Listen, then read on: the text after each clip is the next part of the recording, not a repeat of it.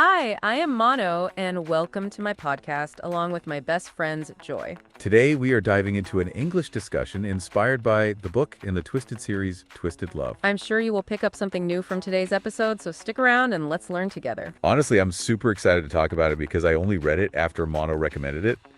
And wow, I have a lot to say. Let's dive into it. So, to our amazing listener, before we jump straight into the story, let me just say, This podcast is made especially for those of you who are learning English. we are not just reading or reviewing books here. Nope, we're using stories like Twisted Love to learn how English really works in real life. Through emotions, relationships, expression. And even a little bit of drama. We want you to feel totally comfortable, no pressure to understand everything immediately. Going slow, explaining keywords, phrases, that's exactly what we aim for. And diving into the deeper meaning behind sentences, characters, their philosophies. That's where the real learning happens, isn't it? Not just what they say, but why they say it. And how their feelings are shown, the tone, the context. That's how you really grasp English in action. We'll pick some important moments from Twisted Love. So you can get a clear overview of the story. And if you've already read the book, this will definitely help you understand things in a new way. But even if you haven't, I suggest you listen to the whole podcast. It's only 15 to 20 minutes, and you will learn English while enjoying the story. So if you are an English learner, just relax, grab a cup of tea, and enjoy the journey with us.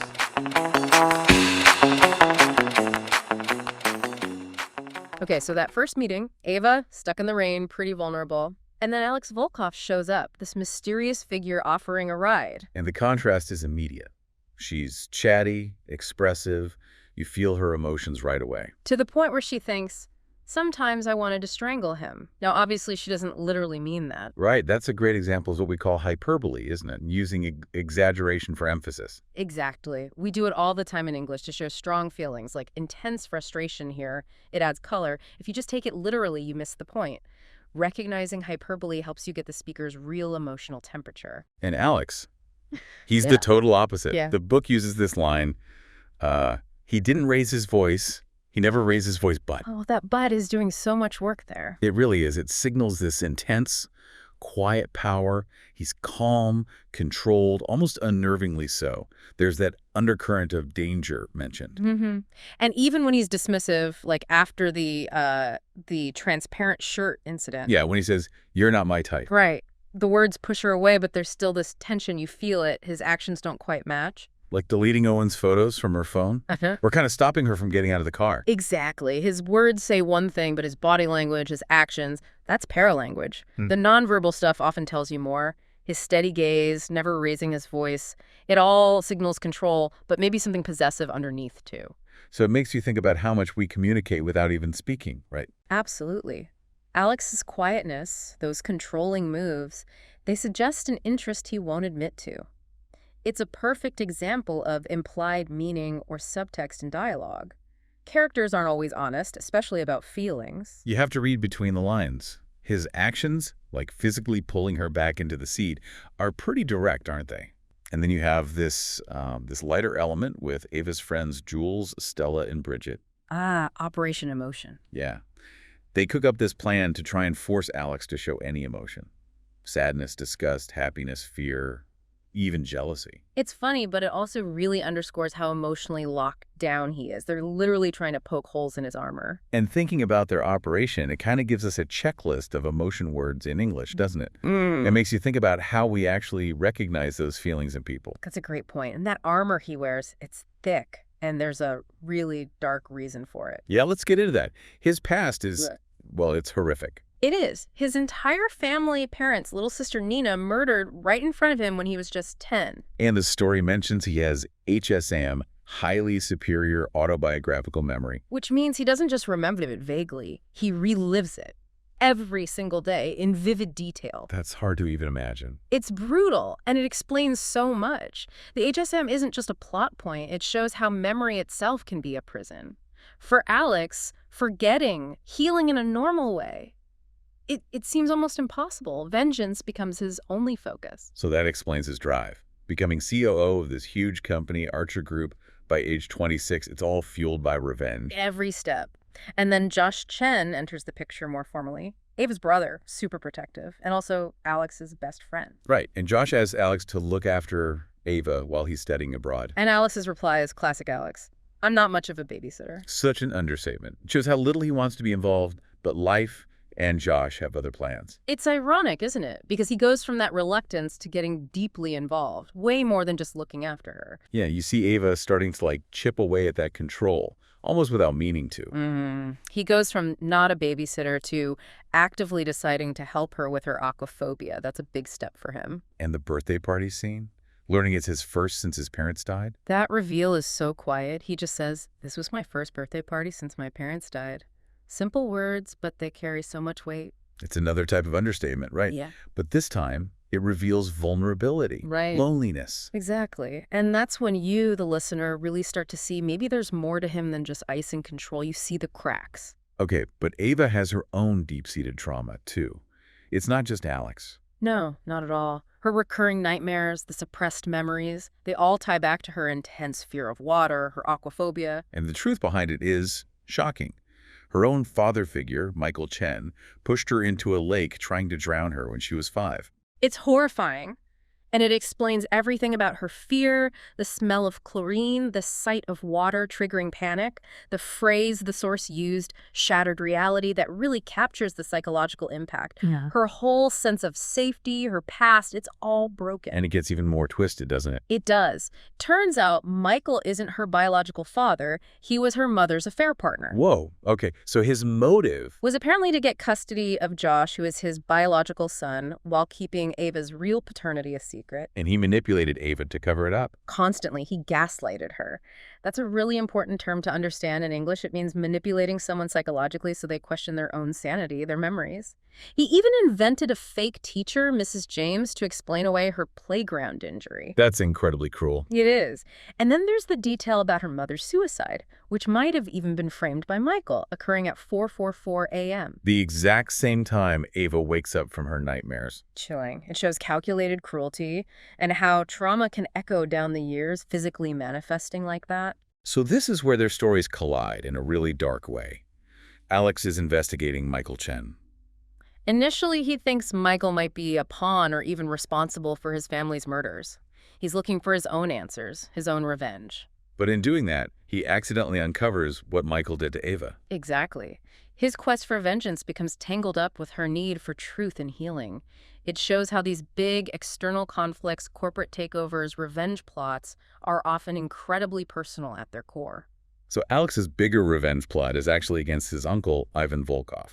Correct. Ivan is the one who really murdered Alex's family, and Alex's takeover of Archer Group, using, dirty tricks and blackmail info for that secret boardroom coup. That shows his ruthless strategic side. Very calculated language and actions there. Definitely corporate warfare language, almost. Indirect threats, maneuvering behind the scenes. Okay, but then comes the part that really lives up to the title. Twisted love. The kidnapping. Yeah, Ivan's associate, this guy Camo, kidnaps Ava and Bridget. It's dramatic, terrifying. And Alex. What he does next is just devastating. In front of Ivan, basically to protect Ava from being a target later, Alex unleashes this brutal verbal attack. He claims he manipulated her and Josh the whole time, used them as part of his revenge against Michael Chen. The lines are chilling. She was never more than a pawn in my game. It was so easy, it was almost embarrassing. Sweet, trusting Ava, so eager to fix broken things. And he uses her nickname, Sunshine, but with a mocking lilt. Ugh. That intentional cruelty, it's weaponized language. He's twisting words that should be affectionate into daggers. It's a form of inverted meaning, designed purely to inflict pain and push her away, to make her hate him so Ivan leaves her alone. Even though it's a lie, designed to protect her. Right. But why inflict that much pain? It's a brutal calculation. He believes severing the tie completely and making her despise him is the only way to keep her safe from his world. The words themselves become the sacrifice. He kills Ivan and Camo right after, but the damage from those words, it's immense. That's the real twist, isn't it? The emotional sacrifice disguised as betrayal. Absolutely. It's less about a plot surprise and more about the terrible choices love sometimes forces. But thankfully, the story moves towards healing.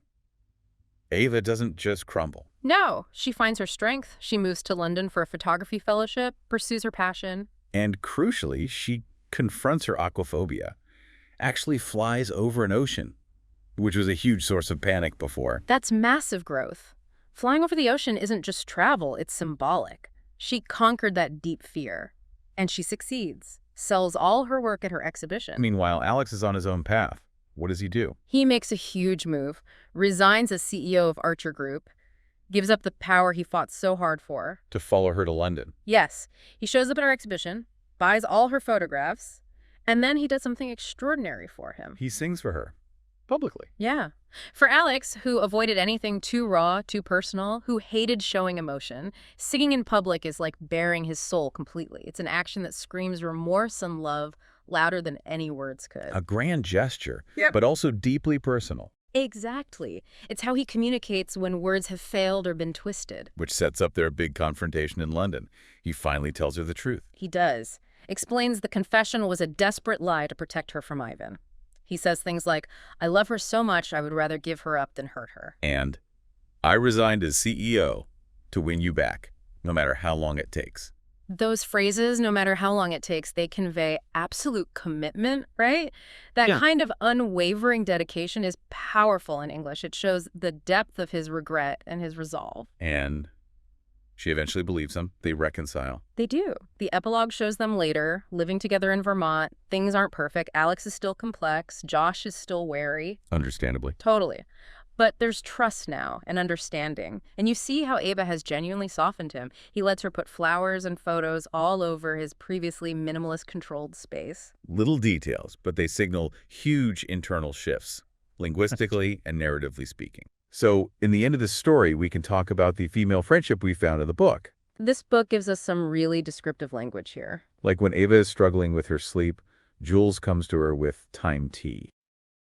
A lovely image of comfort and care. The book also mentions Ava's awful, vivid nightmares. And Jules's response, that powerful phrase, no one can fight our mental battles for us. That's a beautiful way to express both empathy and the need for individual healing. It's an important lesson in acknowledging the internal struggle. And a great phrase to add to your vocabulary.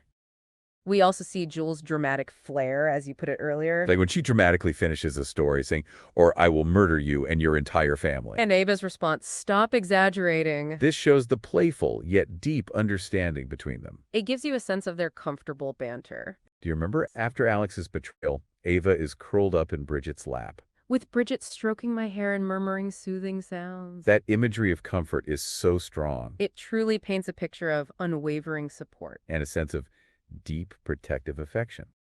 Remember that moment when Bridget helps Alex even though she despises him? She says, I love her more than I hate you. That's a profound statement of loyalty and selflessness. It shows how far she'll go for Ava, even setting aside her own feelings. And her exasperation with Alex, calling him stubborn or stupid, is also quite vivid. For a supposed genius, you are dense. That's a great example of a direct, blunt phrase, isn't it? Definitely. And it captures Bridget's no-nonsense character. So now I want to talk about one particular word. It's called sunshine. Sunshine truly carries a lot of weight in Twisted Love.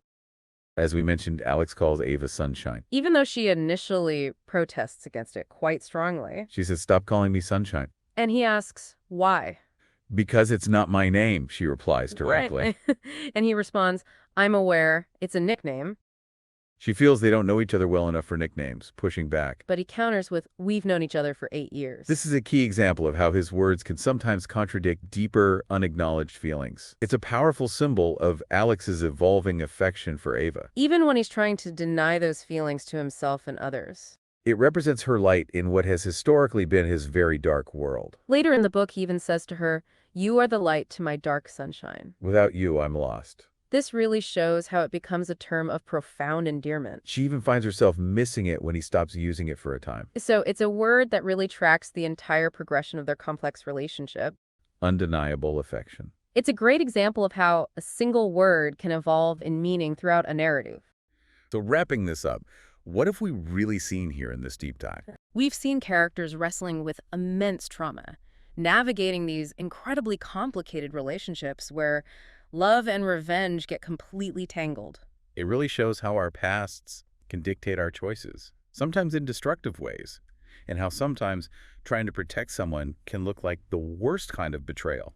And for you, learning English, digging into this kind of story is so valuable. You see how emotions are expressed, sometimes directly, sometimes hidden in subtext. You learn about hyperbole, understatement, paralanguage. All those things that make conversations real. Understanding why Alex uses that mocking tone, or why his public singing is so significant, that helps you grasp English communication on a much deeper level than just definitions. It's about the human side of the language, reflected in the story. Definitely. So maybe a final thought to leave you with.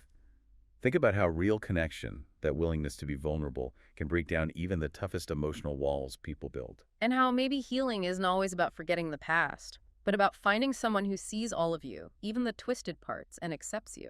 What hidden layers might you find, in yourself or in others, if you really took the time to deep dive beneath the surface? Something to think about. And thank you for joining us on this podcast.